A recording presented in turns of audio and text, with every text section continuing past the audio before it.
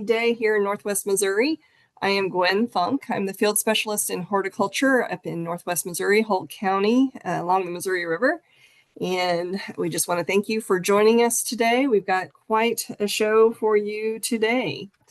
So just wanted to remind you here of a few things before we get going. Again, I always like to show the map so that you can see who to reach out to in your area if you have any questions or plant concerns. Again, we really don't care about the boundaries so much. I mean, you can reach out to any of us and we'll guide your question to the right person to answer it. We just want to make sure that everybody gets helped if they have a question. And then also, we are taking a survey right now. We try to be innovative, and part of that means evaluating what we have done and then thinking of ways to make it better. And this program is for you, so we want to make sure that we design it for you.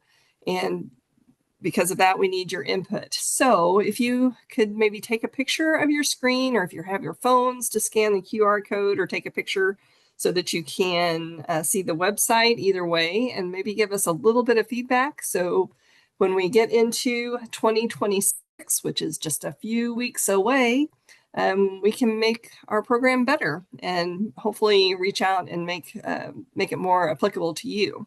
So please take a little bit of time to do that if you haven't done so already. And thank you to those that have already submitted some answers. We greatly appreciate that information. Also know that we are live streaming on youtube.com/MUIPM. So you can watch us there rather than through a Zoom meeting. Either way is fine. On that website, you will also find several snippets of specific topics that we talk about on the Garden Hour, and then also the full recordings of the Garden Hour for each month. And it's archived for several years back, so you can find quite a bit of information. And with that, I am going to turn it over to Zack so that he can tell us about the weather. Great, thank you, Gwen. And it is bright and sunny here in Columbia and Central Missouri as well today, and that's nice to see. And what I want to start with today is a look back at November, and we might have to jog our memory a little bit to remember some warmer temperatures here. So even though we had winter come in the last few days of November after Thanksgiving, actually the month will go down for being pretty mild here, in that our statewide average temperature during November was 4.4 degrees above the average. And so it's 3 warmer than average months in a row here. And so we certainly saw a warm fall from that September to November period. Also, our precipitation was very similar to what we saw for the rest of the fall as well, because November was yet another dry month. And so it wasn't impressively dry, only about a ½ inch below average for the state. But again, we have now 4 consecutive drier than average months, going all the way back to August, when we had some emerging drought conditions there. So now that we're coming up at the end of 2025, putting everything together, it looks like we're going to see a year that was warmer than average, so maybe up to 2 degrees above average, and drier than average, but just slightly for the year. But nothing record-breaking for 2025, just some notable anomalies there. And once we got into December, after a warm November, things have really changed here. So we had a few winter storms earlier in the month, and one thing we've also seen is several bouts of cold temperatures. The most extreme was actually over this past weekend. And so if we look, these are the lowest temperatures recorded across Missouri on both December 14th and 15th. We see a lot of locations up in northern Missouri that have dropped below 0 already now this season, but a lot of low single digits. Even here in Columbia, we got down to 4 degrees. So some serious cold air early in the winter here. And this is kind of similar, looking at our month-to-date temperatures for several of the metros around the state so far. Temperatures on the first half of the month have been anywhere from 4 degrees below average in Springfield to 9 degrees in St. Louis here. And so it's certainly been cold. We also see that dryness continuing into December as well. So most of our precipitation has been snowfall. So here on the right, this is actually the December accumulated snowfall map But if we were to melt down any snow that has fallen, our liquid equivalent precipitation is still below average for the month. But certainly, I think snow has been a story over the first couple weeks here of December. If you look at this map, anywhere that's light green or any of the dark greens or blue has received over an inch or some accumulating snow, but certainly along I-70, we've gotten a little bit more here with Northeast Missouri getting the most recent round of snowfall last week as well. But if we look at just December, this is a little deceiving for our season because, as I mentioned, we kind of had that late November snow as well. And so this is our map of snowfall season to date, beginning back on November 1st. And I just wanted to point out the kind of corridor from St. Louis up here into Kirksville and over to the Iowa border over here. We do have some parts of the state that have picked up 10 to up to 15 inches of snowfall already this winter, which is well above of average so far. So we'll see if this continues as we get deeper into the winter. But I'll also note other parts of the state, while we've seen some snow, for example, in Columbia, 2 or 3 inches, not as impressive and only a few flurries or flakes once you get into the Ozarks and southeast Missouri there. Now, with this dryness, this is the U.S. Drought Monitor map that's released each week. You see a lot of warm colors on this map. We still have a lot of abnormally dry, moderate drought, and even some severe drought areas in southern Missouri, again, because of this dry fall that's now transitioned into the dry December. So even though we don't see any real impacts this time of year, we do have some precipitation deficits across the state. Now, looking forward, I think we can put the extreme cold temperatures away and out of our mind for now because we're going to see some changes here in the next week here. And so this is one thing we'll be watching through the end of the work week is some windy conditions as we're ushering in really some warmer temperatures potentially for the rest of the month here. And so currently we do have some wind advisories issued for Northwest Missouri. I wouldn't be surprised if those expand a little bit. This is mainly for tomorrow, though. If we look at today's wind gusts, certainly notable, 20 to 30 miles per hour, but the main event looks to be tomorrow a little bit more blustery, especially north of I-70, so gusts to up to 40 in Maryville, but still pretty windy throughout the rest of the state. And then even Friday, yet another windy day here on Friday. All of this is coming with a storm system that's really developing to our north and east, but it will bring some rainfall and not snowfall, but plain rain to Missouri over the next couple days. And so along with the winds, this is our precipitation forecast really for tomorrow through Friday morning. So the first 2 days here, and not a lot of rainfall. So less than 1/10 of an inch to maybe 1/4 inch in central Missouri. The biggest winner might be southeast Missouri, according to this forecast, with up to 1/2 inch. So we'll take some rainfall giving the drought, but nothing really significant there. And then if I go to the next slide, this is our 7-day rainfall forecast. And you can see no change here in Missouri. Really, the only rainfall we're expecting or any precipitation over the next week is through Friday morning. And so after that, what can we look forward to? These are from the Climate Prediction Center. First is their 8 to 14-day temperature outlook. Obviously, it stands out. There's a lot of red on this map. And so here we have a very high confidence of warmer than average temperatures from Christmas Eve through December 30th. So I think a takeaway here is that we can really guarantee the lack of a white Christmas here in Missouri. And in fact, we're about a week out, but some of the forecast models are showing maybe up to 60 degrees as the high by Christmas Day there. So after a cold start to the month, a pretty big warm up here expected in time for the holidays. And not as strong of a forecast, but they're kind of leaning towards maybe these drier than average conditions continuing, especially for southwest Missouri. And then I'll leave you guys with this from the Climate Prediction Center. This is a 3-month forecast for January through March, so maybe how the rest of our winter might look. And a low confidence forecast for temperatures. So here they have equal chances for warm or cold, maybe with more of that cold air staying off to the north. But I will note the precipitation outlook is interesting. where we might see some wetter than average conditions here in central and eastern Missouri, which would be welcome through the rest of the winter. But otherwise, that's all I've got for today. Happy holidays.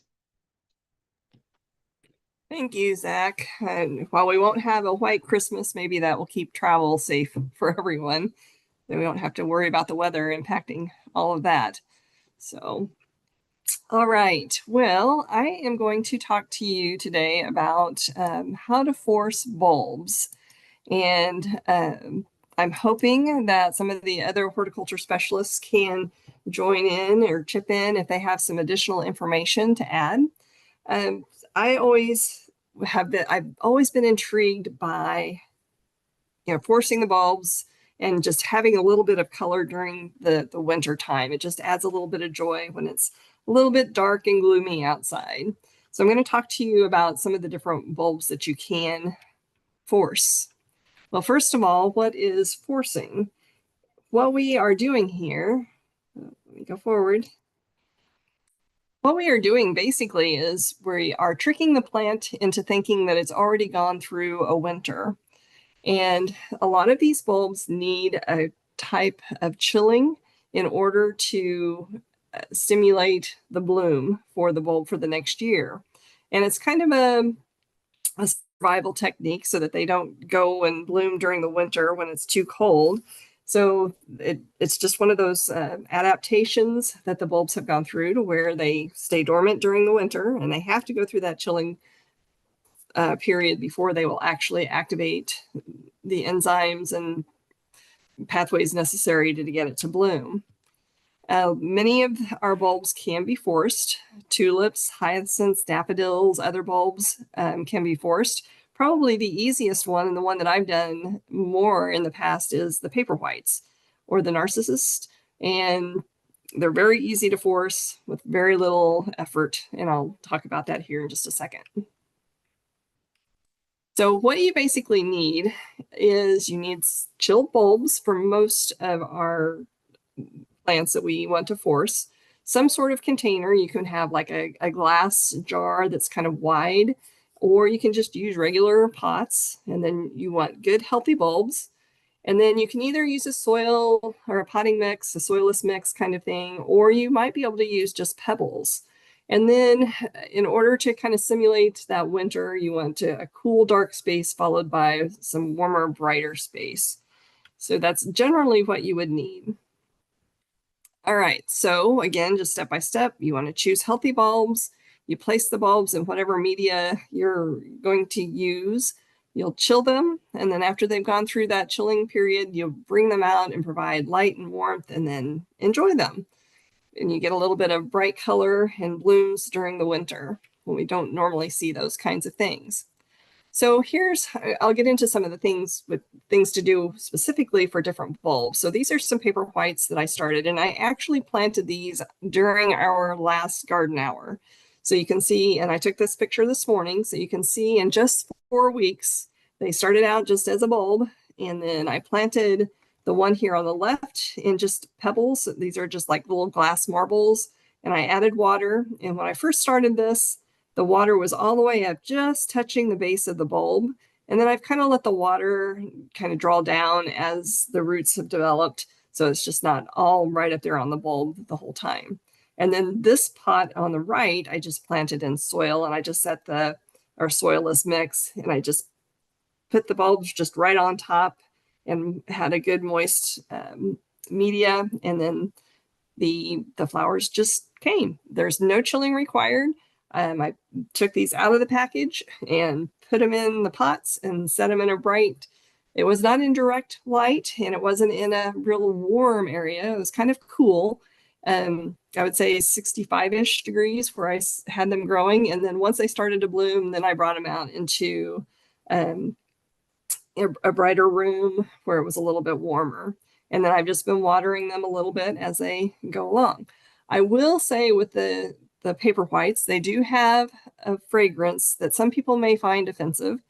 It's rather strong, but it's one of those that you might have to get used to. But there are some varieties that have a better fragrance than others. And maybe Dr. Trinklein might be able to address that here in just a little bit, or some the variety that is needed that has that. I can't remember what it is off the top of my head right now. But this is really easy. The paper whites are really easy to go. Now, these bulbs, I probably would not recommend you planting them outside after you're done. These do not freeze well, and they won't survive. These are pretty much just an indoor plant to enjoy, to give you a little bit of winter joy. So the light does matter. And I noticed that I had one in a little bit brighter light. Neither pot did I have in direct sunlight, but the one that was in a little bit brighter, that was the jar that you saw, it grew a lot faster and it bloomed a lot faster. My hope was that they would bloom at Christmas, or I'd have them blooming next week. So they came a little bit early for me. So I'm not exactly sure why, unless they were already breaking dormancy when I got them out of the store. I'm not sure. But anyway, they did bloom really, really well in just 4 weeks. Water wisely, you do not want to submerge the bulbs in water, get too much, because they can start to rot, get some fungus, and cause some problems that way. But then I also stumbled across an article from Cornell University about pickling your paper whites. And what this means basically is to add alcohol to the water. You can use like a 10-to-1 ratio of isopropyl, which is 70% alcohol. That's the rubbing alcohol you can get in your pharmacy. Or if you have just straight distilled spirits in your house, like gin, vodka, it might be more of like a 1-to-7 type ratio. You don't want to get too much alcohol, because that can inhibit the cell development in the plants, and they'll die. It just kills the cells. But what that pickling does, I don't know if you saw on the last picture here, where I've kind of had to stake this, it's getting a little bit floppy. Well, adding the alcohol to the water, according to Cornell, it stunts the growth a little bit. So as soon as the leaves get about 3 or 4 inches tall, you can start adding the alcohol, and that should kind of keep the structure of the plant a little bit shorter, so you don't have that floppiness. So you may not have to add any kind of support. Temperature wise, you want to keep them relatively cool. If you put them in a really warm room, they'll probably develop a little bit faster and won't last as long. So a cooler room is a little bit better. Upper 60s, lower 70s will probably give you more long-lasting blooms than before. And then just like I said, once they've done blooming, you probably just want to discard the bulbs. They probably will not do anything for you after that. Now, some of the other bulbs that you might want to force is an amaryllis. And this is an amaryllis that I bought a couple of years ago. And I set it outside during the summer after it bloomed. And you can see there about October, first part of October, last part of September, the leaves kind of started yellowing. And I just kind of quit watering it. And I set it down in my basement where it was really cool and dark. Again, it does not need any chilling, just like the paper whites. But then I noticed last week, you can see this little start of a new stem starting to grow right here. And when you reduce the water or keep the water away, that forces that healthy new stem growth. So once you see that, then you can bring it back out into light, give it some water, and in 4 to 6 weeks, I may have another bloom. It may take a little bit longer than that in order for it to mature enough. I'm going to keep it cool because I want to try to postpone it as long as I can. Other things that you might want to force are tulips. And these I planted late. I planted these the first week of December. Probably I'm about 6 weeks late. It would have been better for me to plant these back in October to force them, but I'm hoping that I might get some blooms maybe by Valentine's Day. So these are red varieties, so I can have a nice pop of red color in February. So in these, it does take a little bit more to force them than the amaryllis or the paper whites. So here you can see I just has to have a pot, And I added about 3 inches of media to the pot, and then I placed the bulbs on top of the media. And if you look at the picture down here, if you look at a tulip bulb, you'll see that there's kind of a flat side, and you want to place the flat side to the outside. Now, I noticed here on my picture, I didn't do that, and I really crowded them in. So I may have overcrowded these just a little bit, but it's an experiment, so I'm going to see. This is the first time I've done the tulips before. So then I added more media to it, just so that the tops of the bulbs were visible, kind of like you see in the diagram right here. And then I just placed them in the garage where it's a little bit cooler. I want to keep them from freezing, but I really do kind of want to get them down into the low 30s, but not necessarily into freezing, and keep those there for about 8 to 15 weeks. And then about 5 weeks before Valentine's Day, I'm going to bring those out. Hopefully they'll have enough rooting and the growth that they'll start to bloom then. So other tips for forcing bulbs, you can start this, start a new pot in sequential batches, like every couple of weeks, start a new batch. As far as the post-bloom cleanup, again, most of those probably are not going to do well if you force them, because we are asking them to put a lot of energy into making those blooms out of sync from what they normally do. You may have some luck if you let the leaves grow and let them photosynthesize well, so they can put that energy back down into the bulb. But generally speaking, they don't do well if you force them and then you think, oh, I'm going to take them outside and plant them in the garden. I would not expect any blooms the following season. They may have to generate a little bit more energy to do that.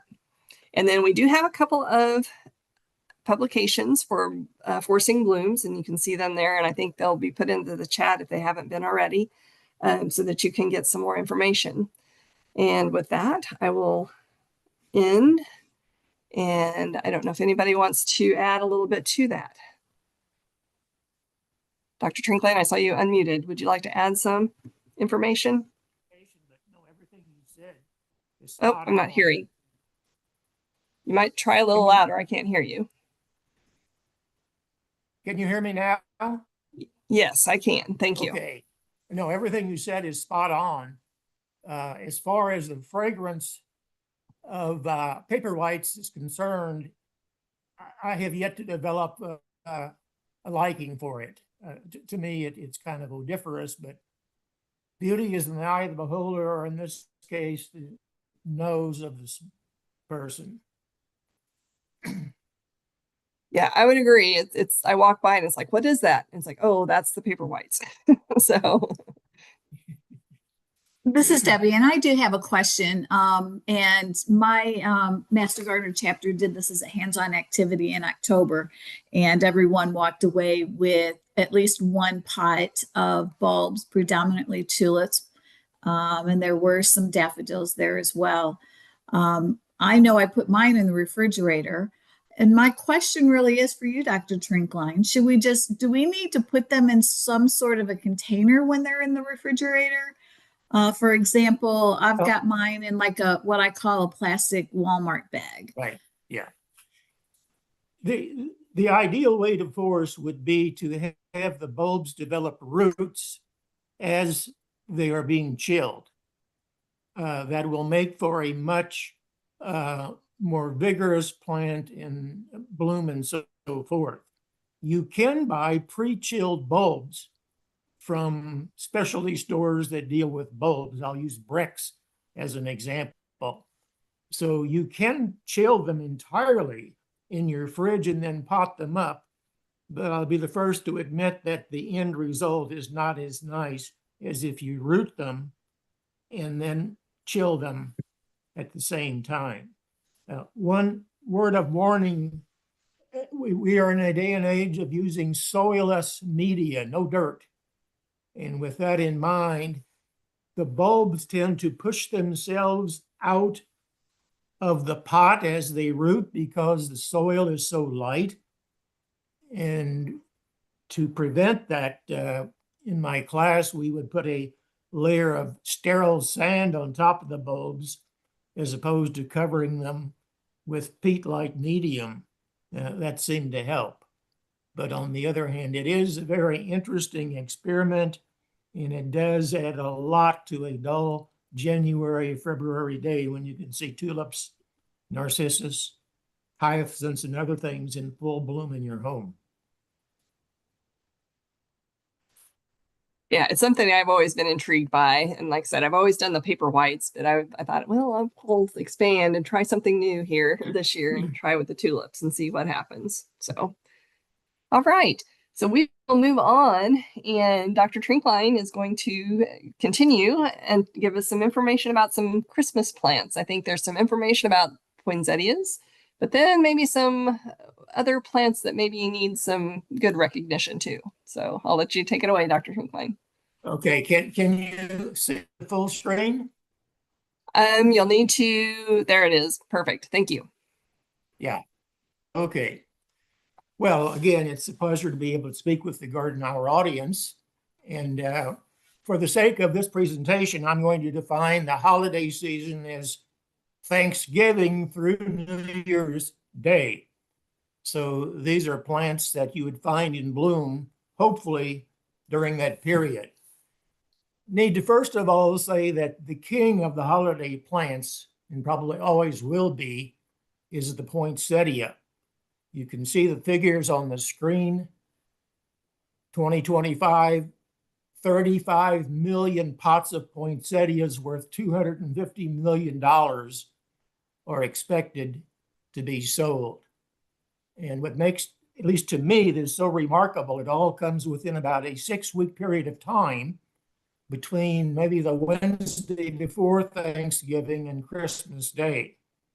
A poinsettia unsold on December 26th is not worth much, if anything.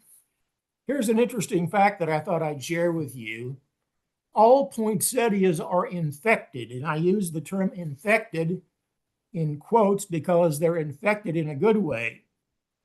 They contain a mycoplasma. Now, a mycoplasma is somewhat similar, but more primitive than a virus.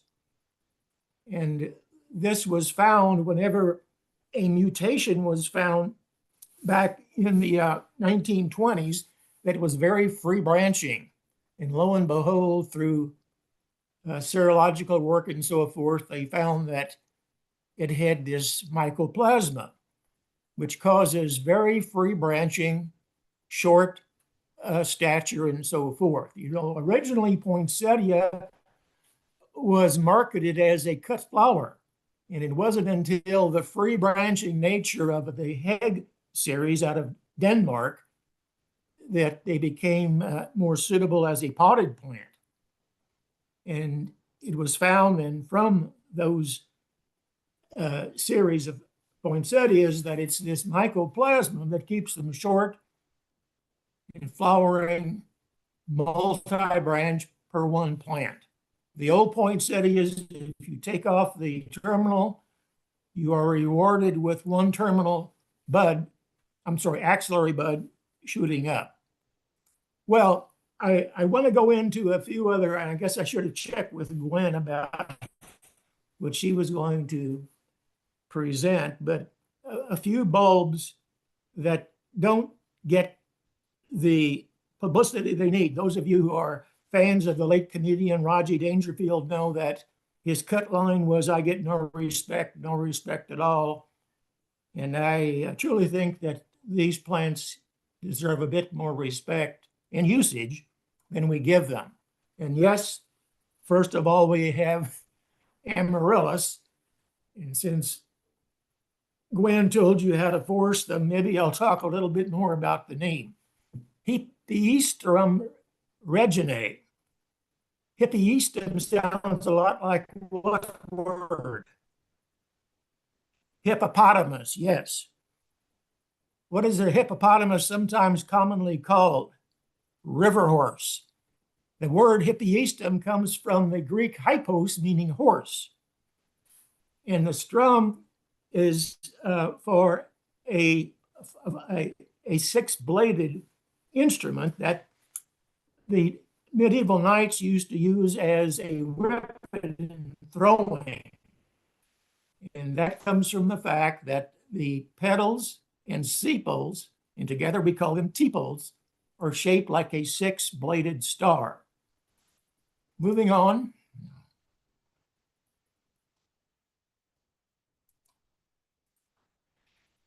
This is the time of the year when you can find amaryllis readily available. The bulbs aren't the biggest in the world, but on the other hand, they will bloom. And if you follow Gwen's advice, then you can get them to rebloom in future years. If you really want bragging size amaryllis bulbs, you have to go to a specialist retailer who deals with the Dutch bulbs. And you'll find that these mammoth-sized bulbs will put out 2 or 3 scapes, each with a number of different flowers on them, and give you a much more lavish display.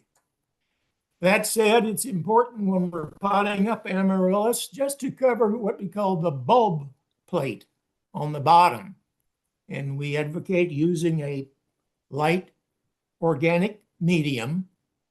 The little pellet that you find in the kit is nothing more than compressed sphagnum peat moss.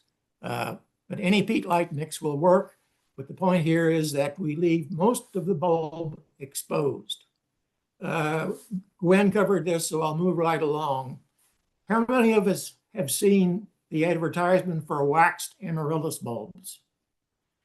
If you get one of the, to me, this is kind of a crime against nature, I'm sorry.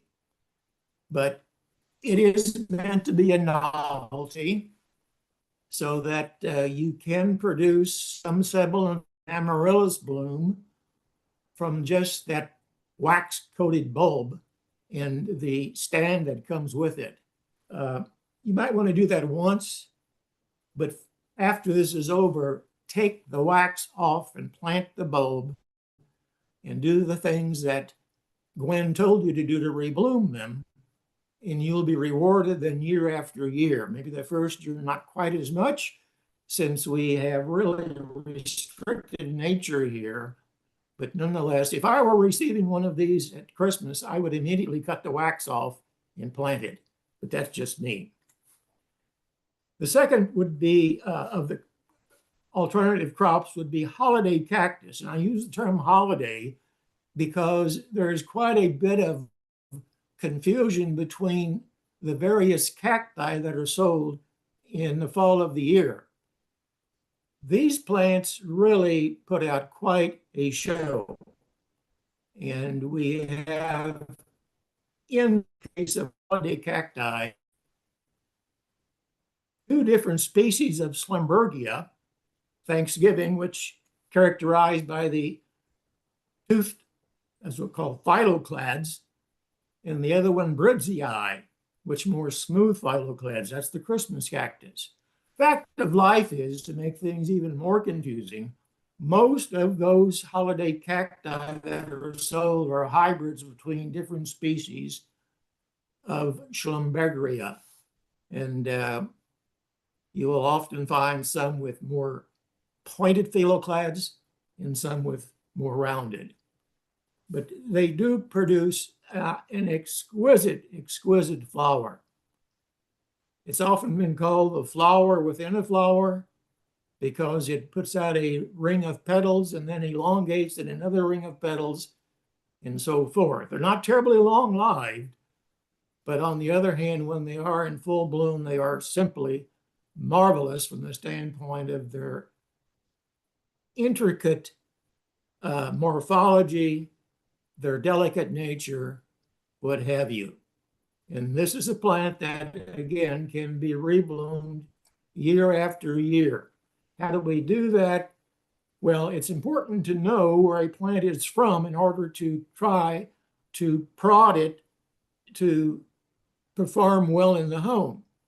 And the holiday cacti are endemic, or the parents, to a part of Brazil near Rio de Janeiro. Therefore, mimicking by providing them short days, moderately low temperatures, that's for a tropical plant, and water sparingly. Here again, these are epiphytic cacti, but they are cacti. And they would much prefer having drier conditions than having wet conditions. That is essentially the so-called kiss of death. In class, some instructors call this root rot in a pot because people water it the same way they water other plants, and these are cacti, and they cannot take that kind of poorly drained conditions. And it's not uncommon, I've forgotten where I took this, but these are an heirloom plant. And anybody who can keep a holiday cactus that long gets an honorary green thumb award, whatever that's worth. But that is just magnificent. And then finally, just a brief word about cyclamen. Poinsettia is a relative newcomer. Now, newcomer doesn't mean a couple of decades. It means like maybe a century ago. And indeed, it was during the 1920s and 30s that poinsettia started to be developed. Before that time, cyclamen was the #1 selling holiday plant, flowering plant, potted plant in the United States, and especially the red varieties, red flowered varieties. There are some that are nicely scented, but traditionally, cyclamen had been the plant of choice because they bloom around the holidays. And again, especially the red ones are nice and, if you will, Christmassy with the red against the green. They have lost their, if you will, appeal or fame to poinsettia. But if you can find them, this again is a plant that you can rebloom year after year after year. They have storage structures just below the soil surface. They are cool loving. So during the summer, you're going to have to set them out in a cool place. But don't overlook a cyclamen as a holiday plant. And with that, that's all I have. If there are questions, I'll try my best. If not, then we will send it back to Gwen. Hey, do we have any questions? I guess I have a question about the cyclamen. Yes. Are Right. there any specific growing conditions that are needed to kind of keep? I've had one, but it died, and I'm not exactly sure Yeah. Well, why. again, we have to have a well-drained growing medium. It is a cool weather plant in nature. And unfortunately, we don't have that in our home very much.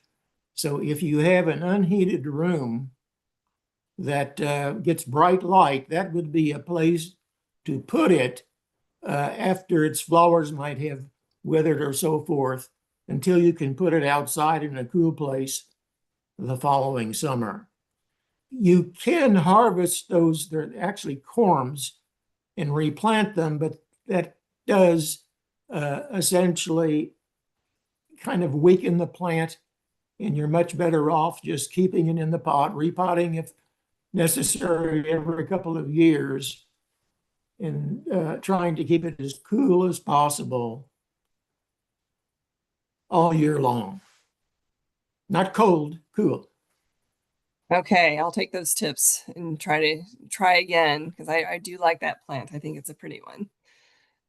Okie dokie. We are kind of running toward the end of well, not yet. We've got some time.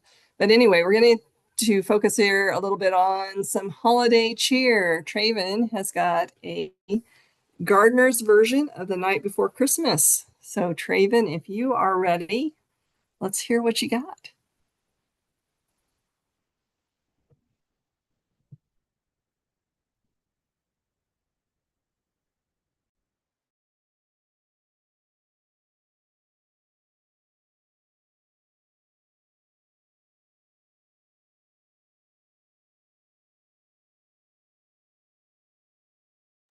Traven, you are muted, and we are seeing the speaker notes, not the.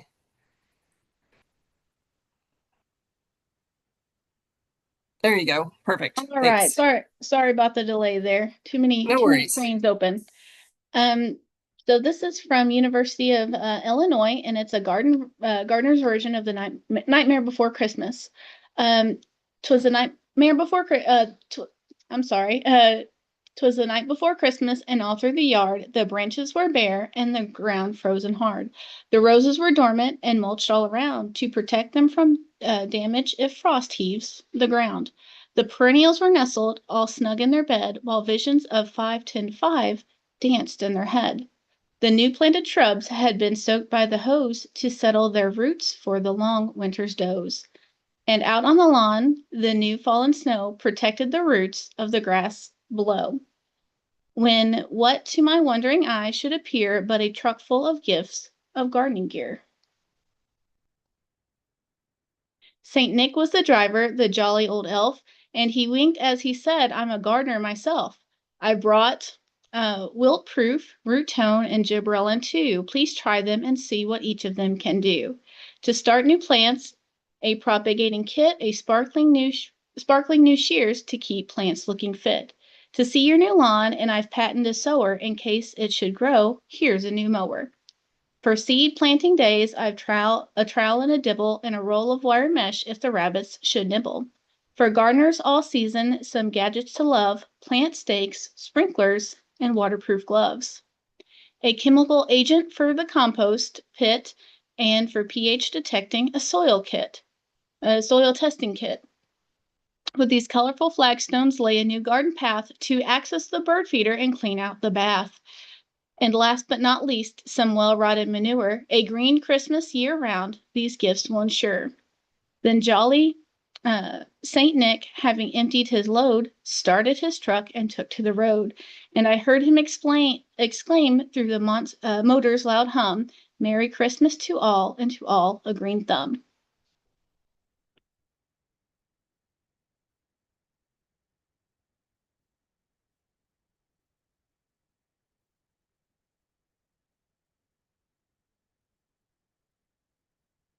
All right, so that was a really cute little poem that I really enjoyed. I think Jennifer did a different version last year.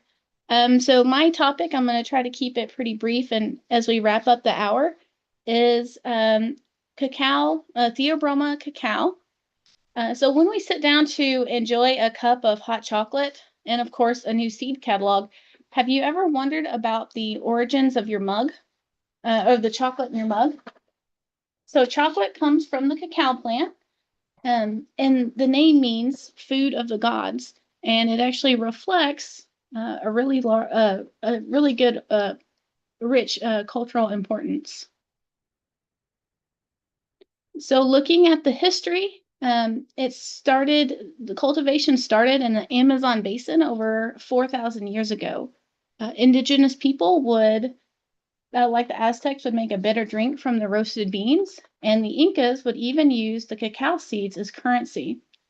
As time progressed, it made its appearance in Europe in the 16th century, and this led to innovations and breakthroughs from chocolatiers in the early mid to late 1800s. So today, most commercial cacao production occurs in Brazil, West Africa, and the Ivory Coast. So going through kind of a quick overview, it is in the Malvaceae family. You may have heard of this. We have some of the common garden plants, such as our cotton, hibiscus, and okra, I believe, in the mallow family. So cacao is a tropical evergreen tree. Usually it ranges from 15 to 13 feet in height. And it's actually pollinated by a little biting midge. These flowers they're white, they're beautiful, have a little touch of color, but they're very, very tiny. And another interesting point is that they're actually born on the branches themselves. So these tiny biting midges fly inside to help pollinate the flower. Another interesting fact is these flowers bloom throughout the season, and they could have hundreds of flowers, but only about 20 to 30% actually have successful pollination. So looking more into the cacao pods, the fruit pods, we call them pods, but they're technically a drupe. So these drupes usually are 10 to 14 inches long. You can think of them kind of like a elongated acorn squash. So when you cut one of these inside, you're going to look and it almost looks like an alien versus predator, little egg sacs everywhere. So this mucus, this really moist mucus kind of covering, if you take one of those out and pop it in your mouth, you have to kind of get over the texture, but you can have that tints of the fruity notes and tones and just a little hint of that chocolate. So these pods range in all kinds of different colors. Usually inside, you're going to have about 20 to 40 seeds per pod. Overall, on the tree, you can have anywhere from 40 to 70 pods. After these flowers are pollinated, it takes about 6 months for these fruit to mature. And because they bloom across the season, they're going to have a variety of ripening times. Usually, these trees begin to bear fruit when they're 5 to 7 years old. Looking at the consumption, I don't know about you. You can drop in the chat, but I'm definitely a chocolate lover. So just unofficial statistics. I don't want you to hold me to them. Americans eat about 9 pounds of chocolate per year, and breaking that down to the tree. One tree produces about 3 to 9 pounds per year. There's a lot of varying factors with that, but that's kind of a general average. And approximately there's 400 beans yield 1 pound of chocolate. So kind of putting that in perspective, I'm a chocolate lover, so I'll probably be on the higher range of that. So I would need a whole tree to myself just to crave that urge for that sweet treat. So there's a couple types of cacao. The Criollo. So this developed north of the Panama Isthmus, and this variety has usually a white to pinkish type seeds. So this variety is it's starting to become very, very rare. It's usually the first kind of native variety there. And then the Foresto, this was kind of an improved variety, and it originated in the Amazon. This is the one they mostly use for disease or commercial production because it's more disease resistant. And so the Foresto got introduced into Criollo, and of course they hybridized. And this gave us the Trinitario variety. So as you can see, these pods come in a variety of different colors, and some have different shapes as well. So I want to put caution to the wind for you your plant enthusiast.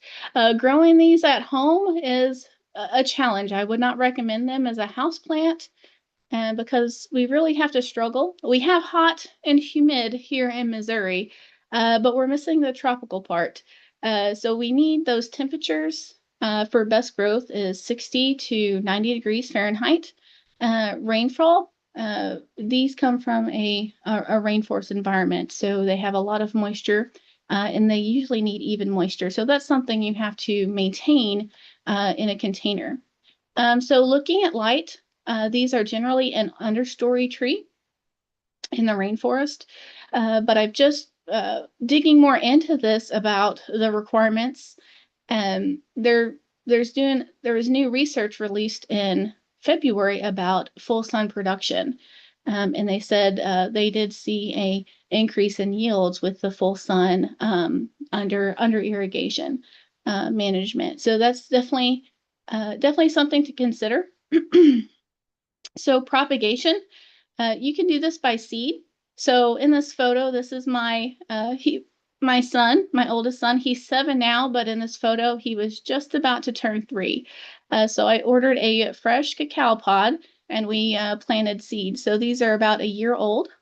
Well, a year to 6 months. I had a couple of different varieties there. So as you can see, he's all boy, all dirty, running around in the diaper helping mom plant. So I kept these for quite a while, but they did perish because I had a malfunction with my greenhouse. So with these, moving on to the propagation, you can start these from seeds. They germinate very quickly.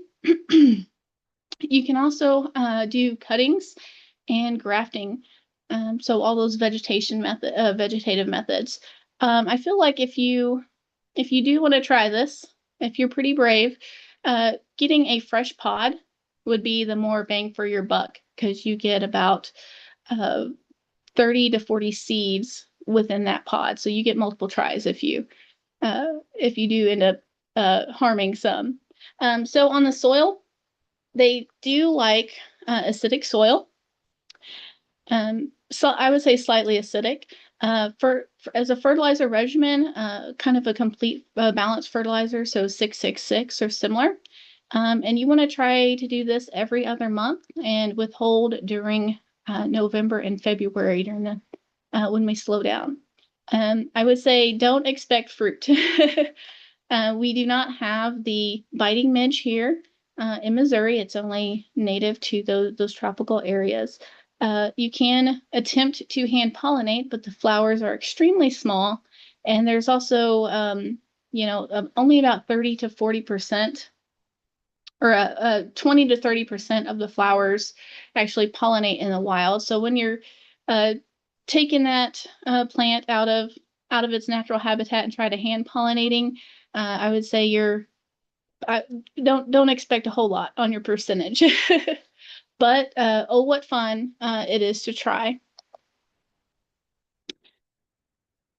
So if you do want to either buy your own cacao pod to either grow the plants yourself, or even process into your own chocolate, I just want to throw this out here of you want to know some of the differences before you buy. So a lot of the times when you type in cacao, you may see the dried pods. So this would not be good for processing into homemade chocolate or starting from seeds. You need a fresh fruit, because what happens if these seeds dry out? They will their viability will plummet very quickly. So in the middle, you can buy what we call roasted cocoa beans. So these are treated and heated up, so their viability is gone as well. And you may also see the cocoa nibs. So cocoa nibs are just ground up cocoa beans. So kind of a quick flow chart. I'm going to go through this pretty quickly. First, you want to harvest. Then you have this fermentation process. So all those white, gooey, seedy mess that has that really unique little flavor, a tropical flavor, but has those notes of chocolate. This is actually all going to get fermented into a container. Usually it's about a 3 to 8 day process. And then after that, you can either dry them in the sun or the oven. And when these beans are brittle and they snap easy, that means they've reached the right moisture content. So after that, you're going to roast these beans, and then they're going to start to have that wonderful chocolate aroma that we're all familiar with, and turn a really nice dark brown. So after that, you are going to oh, I got my things out of order. You're going to grind. So you're going to grind those nibs, and kind of a grinding and melting process at the same time. So heating helps melt that cocoa butter. And then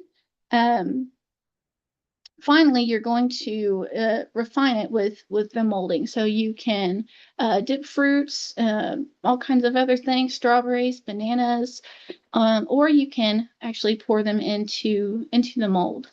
So that's just kind of a quick overview of from bean to the bar. Here's a couple resources. If you are interested in making your chocolate at home, and some of the leading research on breeding resilient cacaos. All right, Gwen, that's all I have. Well, Traven, that was really interesting. Yeah, we don't hear much about how to actually grow the chocolate and how it all, gets from bean to bar, like you said.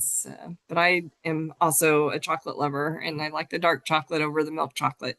So it works out really well in my family because my daughter likes the milk chocolate and I like the dark chocolate, so we don't fight over the little bars that we get. So it's kind of nice. I'm definitely a dark chocolate lover. And growing chocolate yourself is definitely a novelty. I've got my greenhouse back in order, and I feel like I'm going to give it a second attempt. Just because it was just really fun. They grow really quickly and germinate really quickly. And you just, I don't know, yeah, it makes you feel a little special saying, hey, I'm growing chocolate, even though it probably will never ever amount to anything besides maybe just some bragging rights. Well, I think that is all good. So it's always fun to try something new here. So, all right, let me get my PowerPoint back up here and we will kind of wrap up the show. So again, we want to thank all of you for joining us for 2025. We tried to do a few things a little differently. We went to the monthly format instead of weekly during the growing season just because we were so busy. But we are certainly open to any kind of information or feedback that you give us. Our next meeting will be in 2026. It's here before you know it, 4 weeks away. In January 14th, same time. You can go and register on the MU website that's listed there. And again, I was told that the QR code does not work. I don't know if it expired, but I think that the website address, and I put that in the chat earlier in the meeting, so you might be able to get to it from there or take a picture, so that I know it's hard to type in all of those little letters and words or letters and numbers, but if you can, that would be great.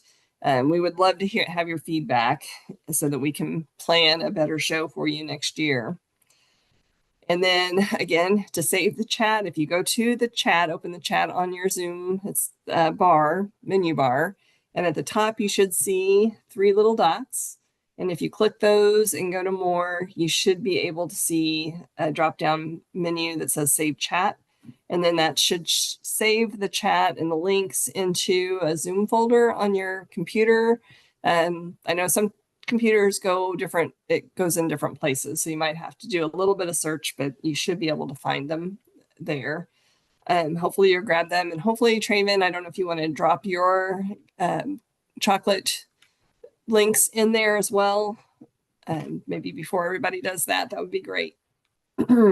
And then a reminder, just that here are the different field specialists from around the state. Please feel free to reach out to us. And I also want to give a quick shout out that we are having a Great Plains Growers Conference in Buchanan County in St. Joseph, Missouri. We have several tracks on growing vegetables, cut flowers, also marketing and business planning around growing vegetables. It's just kind of an interesting little niche conference for state. And if you just go to the Great Plains Growers Conference.org, you will find a link with information there. So that might be something to think about. And with that, unless there are not any other questions, I will bid you happy holidays and happy new year. And we hope that you have a safe and wonderful holiday. Thank you for joining us today.